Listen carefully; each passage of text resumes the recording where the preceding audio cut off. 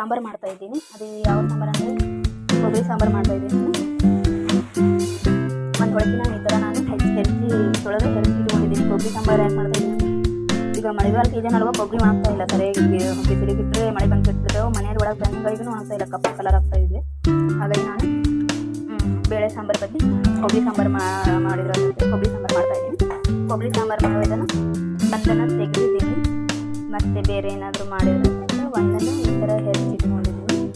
ಇವಾಗ ಇದನ್ನು ನಾನು ಒಂದು ಓಣಿಯಷ್ಟು ಸಾಂಬಾರು ಮಾಡ್ತಾ ಇದ್ದೀನಿ.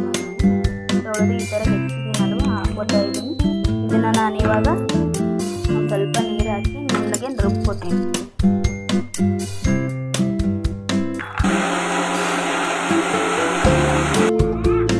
ಕುಸುಬಿ ಎಣ್ಣೆನ ಉಪಯೋಗಿಸ್ತೀನಿ.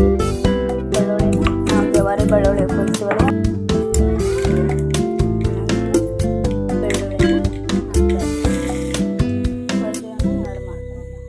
ಹುಣಸೆಹಣ್ಣನ ಹಾಕ್ತಾ ಇದ್ದೀನಿ.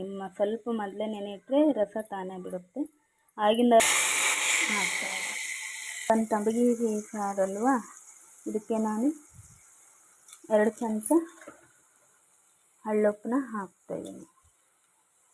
ಮತ್ತು ಅಚ್ಕಾರದ ಪುಡಿ 2.5 ಹಾಕ್ಕೋತಾ ಇದ್ದೀನಿ. ಮತ್ತು ಅರಿಶಿನ ಪುಡಿ ಸ್ವಲ್ಪ 1 ಚಮಚ.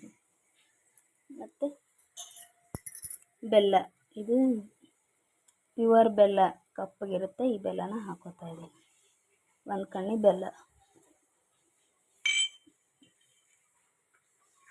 ಮತ್ತು ಇದಕ್ಕೆ ನಾನು ಈ ಮಸಾಲೆ ಇದು ಸಾಂಬಾರು ಪೌಡ್ರನ್ನ ಹಾಕೋತಾ ಇದ್ದೀನಿ. 2 ಚಮಚದಷ್ಟು ಹಾಕಿದ್ದೀನಿ. ಇದಕ್ಕೆ ನಾನು ಹಾಗೆ ಮತ್ತು ಈ ಏನು ಮಾಡಿಟ್ಕೊಂಡಿದ್ದೀನಲ್ವ, ಇದನ್ನು ಈ ಥರ ಮಿಕ್ಸಿ ಮಾಡಿಟ್ಕೊಂಡಿದ್ದೀನಲ್ವ, ಇದು ಹಸಿ ಕೊಬ್ಬರಿ, ಇದನ್ನು ಇವಾಗ ಇದಕ್ಕೆ ಹಾಕ್ತಾಯಿದ್ದೀನಿ.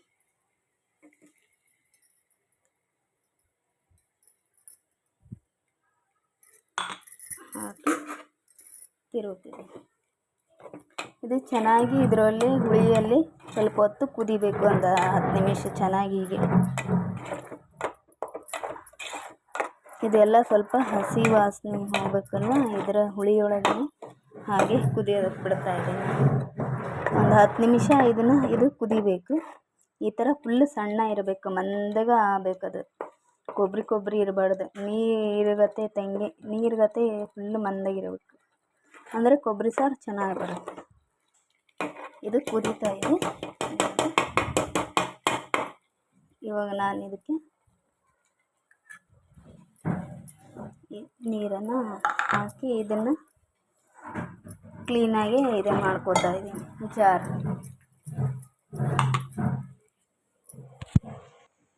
ಸಾಂಬಾರಿಂದ ಎಷ್ಟು ಚೆನ್ನಾಗಿ ಕುದೀತಾ ಇದೆ ನೋಡಿ.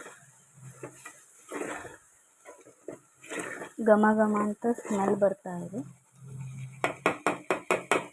ಈ ಥರ ಬಿಟ್ಕೊಳ್ಬೇಕು, ಸುತ್ತ ಗುಳಿ ಬರ್ತಾ ಇವೆ ಅಲ್ವಾ, ಈ ಥರ ಎಣ್ಣೆಯಲ್ಲಿ.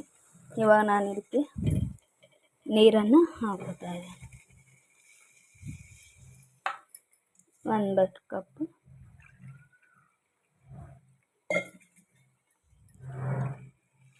ಎರಡು ಕಪ್ ಫುಲ್ಲು 1 ತಮ್ಗೆ ನೀರು ಆಗುತ್ತೆ ಹಾಕಿದ್ದೀನಿ. ಇವಾಗ ನೋಡಿ, ಒಂದು ಕಾಯಿ ಒಳಕೆಲಿಂದ ಜಸ್ಟ್ ಒಂದು ಮಧ್ಯಾಹ್ನ ಊಟಕ್ಕಾಗುವಷ್ಟು ನಾವು ಒಂದು 4-5 ಜನ ಊಟ ಮಾಡುವಷ್ಟು ಸಾಂಬಾರನ್ನ ಈ ಥರ ಮಾಡ್ಕೋಬೋದು. ಮತ್ತೇನು ಬೇರೆ ಐಟಮ್ಸ್ ಹಾಕೋ ಅವಶ್ಯಕತೆ ಇಲ್ಲ, ಏನಿಲ್ಲ. ಕೊಬ್ಬರಿನ ಕೆಡಿಸೋ ಬದಲು ಈ ಥರ ಯೂಸ್ ಮಾಡಿದರೆ ಊಟಕ್ಕೆ ಅನ್ನದ ಜೊತೆ variety sambar, tasty sambar ready ಆಗುತ್ತೆ.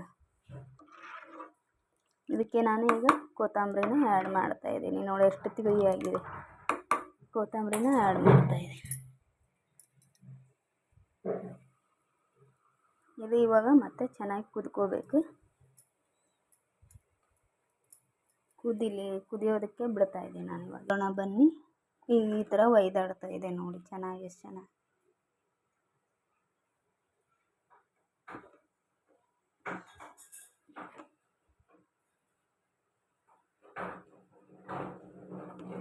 ಈ ಥರ ಗಟ್ಟಿಯಾಗಿ ಮಂದಾಗಿ ಆಗ್ಬೇಕು, ನೀರು ತಿಳಿ ಆಗ್ಬಾರ್ದು. ಈ ಥರ ಎಷ್ಟು ಗಟ್ಟಿಯಾಗಿದೆ ನೋಡಿರಿ.